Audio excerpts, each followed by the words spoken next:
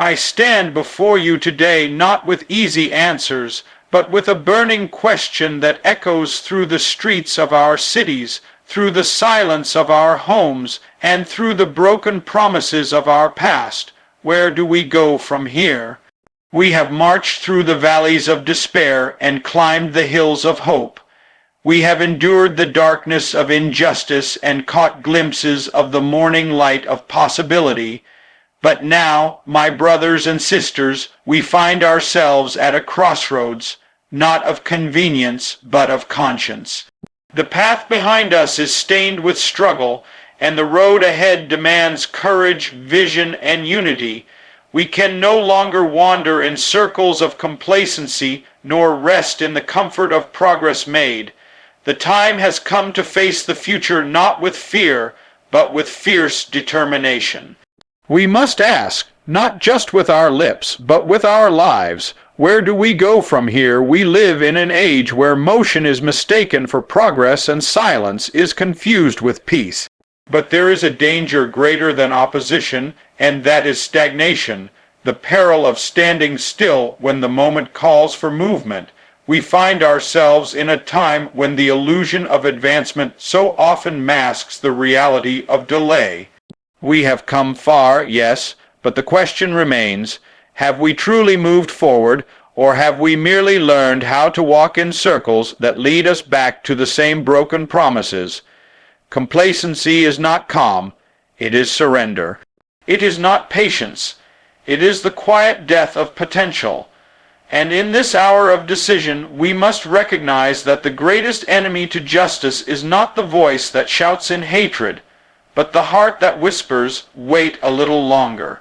There is something deeply tragic about a people who have become accustomed to injustice. When we begin to believe that what is wrong is normal, when we accept inequality as the natural order, when we no longer weep for the hungry child or protest for the silenced worker, then we have not simply stopped moving, we have stopped feeling. And to stop feeling is to lose the very soul of our humanity. The danger of standing still is not that the world will leave us behind, it is that we will forget why we began to walk in the first place. The dream begins to die not when it is attacked from the outside, but when it is abandoned from within. We cannot afford the comfort of inaction. Comfort is not our goal. Conscience is.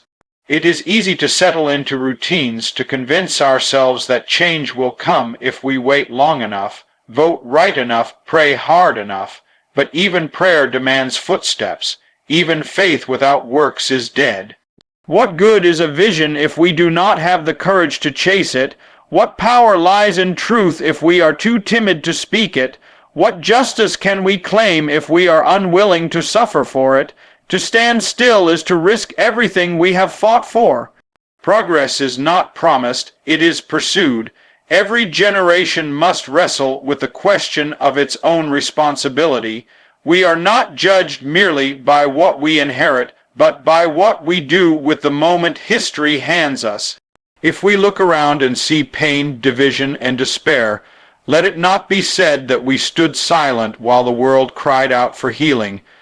Let it not be said that we watched with folded hands while the arc of the moral universe bent away from justice. For too long, too many have been told to wait, to be patient, to hold their breath for a better tomorrow that never seems to arrive. But justice delayed is still justice denied. And when we choose comfort over calling, when we prefer stillness over sacrifice, we are not preserving peace. We are preserving the problem. The time to move is now, not because it is convenient, but because it is necessary. The moment demands a response, and silence is no longer an option. In every season of struggle, there comes a moment when a people must decide whether to remain scattered in chaos or come together in the power of community. We are living in such a moment now. The fabric of our society has been stretched thin by mistrust, division, and the persistent temptation to see our neighbors not as allies but as adversaries. Fear has crept into our politics, suspicion into our schools, bitterness into our homes. Yet through it all, there remains a force more powerful than hate, a strength deeper than any wound, and that is the ability of human beings to unite around common purpose and shared dignity. We are not strangers to hardship. We have been bruised by injustice, battered by inequality, and burdened by history, but we must never become strangers to one another. Our destinies are not divided by race, by religion, by class, or by culture. They are bound together in the common hope of a better tomorrow. Chaos thrives when we forget that. It finds footing in our fears, in our isolation, in our unwillingness to reach across the lines drawn to keep us apart. Chaos is not just disorder in the streets. It is despair in the heart. It is what happens when people stop believing they belong to one another. There is no progress in rage alone. Anger may alert us to what is wrong, but only love and unity can show us what is right. When we come together, not in uniformity, but in solidarity, we become a movement too strong to be ignored and too righteous to be denied. That is what community does. It amplifies the unheard. It strengthens the weary. It becomes a sanctuary for the rejected and a platform for the forgotten. A true community does not require that we all look the same, speak the same, or vote the same. It only requires that we recognize the humanity in each other and commit to walking forward hand in hand. We must see that division is a strategy. It is a weapon wielded by those who fear what might happen if the people ever found their power together.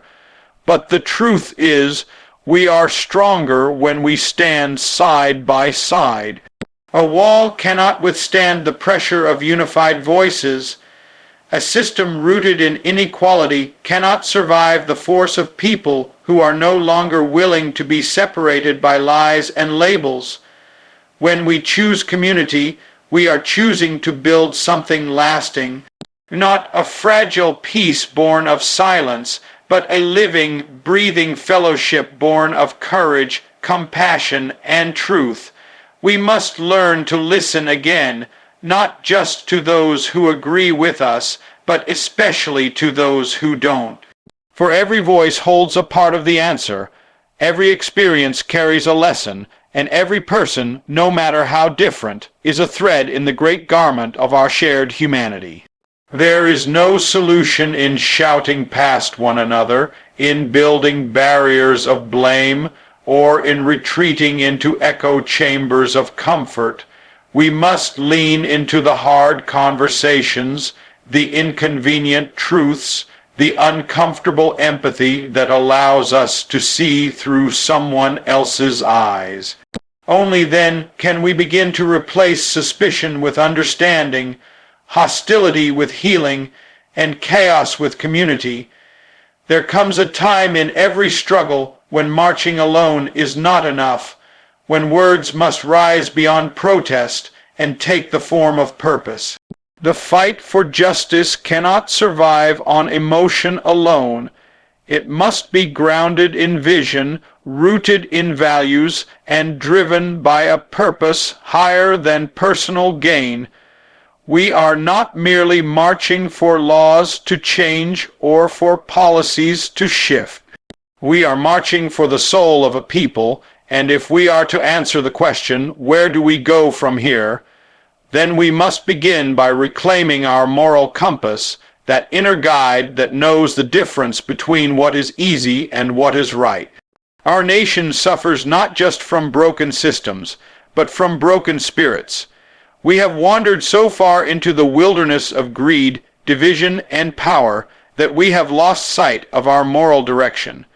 We have measured success by the size of our bank accounts rather than the strength of our compassion.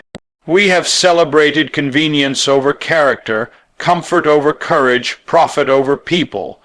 But no amount of economic growth, no measure of military strength, no expansion of technology can substitute for the moral integrity of a people who know who they are and what they stand for. A nation without a moral compass may have speed, but it has no direction. It may have wealth, but it has no worth. To move forward, we must return to the values that transcend time and circumstance. Justice, mercy, love, truth. These are not outdated ideas. They are the foundation of lasting change. They must not be confined to sermons or speeches. They must live in our legislation, in our workplaces, in our schools, and in our daily decisions. A moral compass is not something we inherit. It is something we choose to live by, even when it costs us something, especially when it costs us something. It is easy to speak of change. It is far harder to be the change when the world around you rewards conformity and punishes conviction. But history has always been moved forward by people who chose principle over popularity. The prophets of justice were never comfortable. They were not always safe, but they were faithful. They stood for something when others bowed to convenience. And their courage became a torch, lighting the path for generations to follow. The question is not whether we know what is right. Deep down, most of us do. The question is whether we have the will to live it, the resolve to defend it, and the humility to correct ourselves when we fall short. Reclaiming our moral compass means more than calling out the wrong in others. It means confronting the compromise in ourselves. It means refusing to accept what is unjust, even when it benefits us. It means teaching our children that dignity is more valuable than dominance, that kindness is not weakness, and that silence in the face of wrongdoing is not neutrality, it is consent. Purpose gives direction to our pain. It turns wounds into wisdom and struggle into strategy.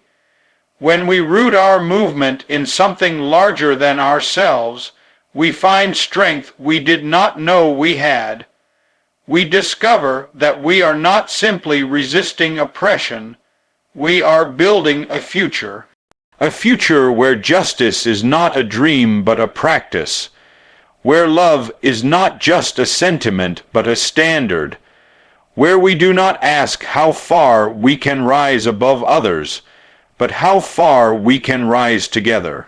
There comes a moment in every freedom movement when the march must move from the streets into the systems, when the battle cry must echo not just for civil rights, but for economic justice. For what good is the right to sit at a lunch counter if you cannot afford the meal? What power lies in access to the voting booth if poverty steals your voice before you ever cast your ballot?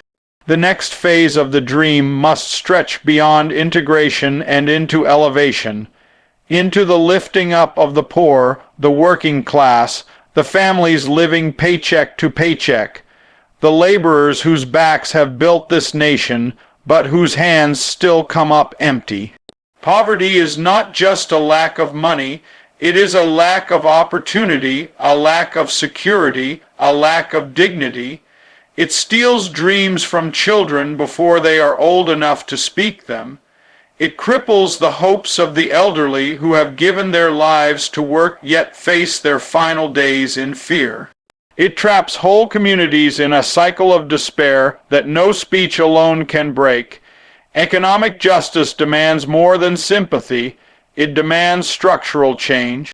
It calls us to challenge the systems that profit off of inequality, to question the policies that reward wealth but punish need, to confront the lie that poverty is the result of laziness rather than a reflection of greed, neglect, and indifference.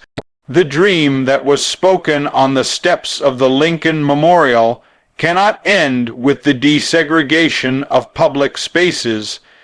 It must include the transformation of economic spaces. It must mean equal access to quality education, fair wages, affordable health care, safe housing, and the right to live not just freely, but fully. We must realize that a true democracy cannot flourish when its prosperity is so unequally distributed, when the wealthiest among us grow richer while entire neighborhoods are left to rot. The gap between the haves and the have-nots is not a natural phenomenon. It is a deliberate result of decisions made in boardrooms and backrooms, in legislation shaped by lobbyists rather than led by love. This is not about punishing the wealthy. It is about uplifting the poor. It is about rewriting the rules of the economy so that it no longer serves the few at the expense of the many. It is about honoring labor, respecting the dignity of work, and ensuring that no person who works full-time is left in hunger or homelessness. It is about giving meaning to the words liberty and justice for all. By making sure that justice is not reserved for the affluent and liberty is not reduced to a luxury. When we talk about economic justice, we are not asking for charity. We are demanding fairness. We are declaring that in a land of abundance, scarcity should not be a sentence handed down by birth. That in a country that builds rockets and riches, no child should go to bed cold. No parent should have to choose between medicine and rent. No elder should be abandoned in their twilight years. Economic justice is not a side issue. It is the heart of the issue. It is the unfinished business of the dream. It is the bridge between equality in law and equality in life. It is where dignity becomes policy and hope becomes reality. The road to real change has never been paved with comfort. It has been carved through faith, sacrifice, and action, three forces that, when bound together, become unstoppable. In every movement that has bent the arc of history toward justice, it was not the loudest voices or the most powerful leaders that brought transformation. It was the quiet determination of people who believed, who gave, and who acted. Faith is the fire that keeps hope alive in the coldest nights. Sacrifice is the price we pay when justice demands more than our words. And action is the proof that we have not only dreamed of a better world, we are willing to build it. Faith does not always look like certainty. It often walks hand in hand with fear, with trembling, with questions. But it moves anyway. It shows up when the odds are stacked, when the storms rage, when the systems mock us with their resistance. Faith is what drives the mother to work 2 jobs so her children can learn. It's what keeps the teacher in an underfunded schoolroom. It's what strengthens the protester facing down riot shields and tear gas with nothing but truth in their heart and justice on their tongue. Faith is not passive. It is fierce. It believes not only in what is possible, but in what is necessary. But faith alone is not enough. Dreams without sacrifice remain fantasies. The price of freedom has always been paid by those willing to give something up for a cause greater than themselves. Sacrifice is the heartbeat of every real revolution. It means giving our time when we'd rather rest, speaking out when silence would be safer, risking status, reputation, even safety, to stand on the side of what is right. No change has ever come without people giving something of themselves. The question is not whether we admire the dream, it is whether we are willing to bear the weight of it. Sacrifice may cost us comfort, but it buys us conscience. And yet neither faith nor sacrifice can make their mark if we are not moved to act. Action is where conviction becomes impact. We cannot simply pray for peace and fail to pursue it. We cannot mourn injustice and do nothing to dismantle it. Action is the step we take when words are no longer enough, when awareness must become responsibility. We must be bold enough to show up in our communities, to organize, to vote, to educate, to hold leaders accountable. We must build coalitions, write letters, call out wrongs, lift up others, and become the change we claim to seek. Action is not always dramatic.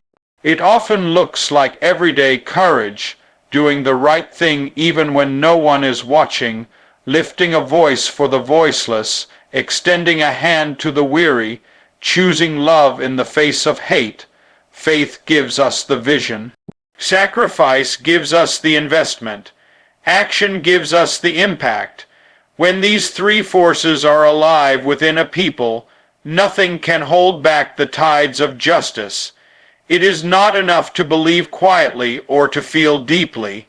We must step out boldly, we must give generously, we must move relentlessly toward the world we know is possible. There is a power in righteous anger, in the kind of moral outrage that does not seek revenge but demands redemption. It is the voice that rises when the cries of the oppressed go unheard, when injustice becomes routine, and when silence begins to sound like approval. But moral outrage, if left unshaped, can become a wildfire without direction. To change the world, that fire must be harnessed and transformed into a peaceful revolution, a movement of purpose, of strategy, of love that is louder than hate and stronger than violence. The time has come for our pain to have a plan, for our frustration to find focus, and for our indignation to become inspiration. Throughout history, every great shift in society began not with apathy, but with urgency. It began with men and women who refused to accept what had always been and dared to imagine what could be. Their hearts broke at the sight of injustice, but they did not break down. They stood up. They did not simply curse the darkness, they became light. And that light was not made of hatred, but of conviction wrapped in peace. They marched with dignity, they spoke with wisdom, they endured with grace, and they moved with a power that no army could defeat. This is the legacy we must inherit. This is the example we must now follow. Turning moral outrage into peaceful revolution begins with the understanding that peace is not passivity. It is not weakness. It is not the absence of conflict, but the presence of justice. It is the refusal to meet cruelty with cruelty, to respond to violence with vengeance. Peace, when driven by truth, becomes a radical force that dismantles oppression without destroying hope. It refuses to reduce people to enemies. It fights the system, not the soul. It confronts evil without becoming it. This kind of revolution calls not for weapons, but for willpower, not for bitterness, but for boldness. It is not a quiet acceptance of wrong, but a loud insistence on what is right, done in a way that builds rather than burns. In a time when the world is quick to divide and slow to listen, we need revolutionaries of compassion. We need voices that speak with both fire and wisdom. We need movements that are as disciplined as they are determined. There must be room in our resistance for love, because without it, we are no different than what we fight against. Love is not a retreat from the battle. It is the strategy that wins it. Love is what gives our anger purpose, what turns our protest into progress. It is what allows us to stand fiercely without falling into hatred, to demand change without destroying the very humanity we are trying to protect. The work ahead will not be easy. It will ask more of us than slogans or social posts. It will ask us to listen, to learn, to build, to forgive, to organize, to sacrifice, and to never lose sight of our shared dignity. We cannot let the urgency of the moment rush us into actions that betray our values. The transformation we seek must begin within and then radiate outward. When we take our outrage and clothe it in discipline, courage, and nonviolence, we create a force capable of shaking even the most unmovable structures. We become a people not only reacting to injustice, but reconstructing a new and better way to live together.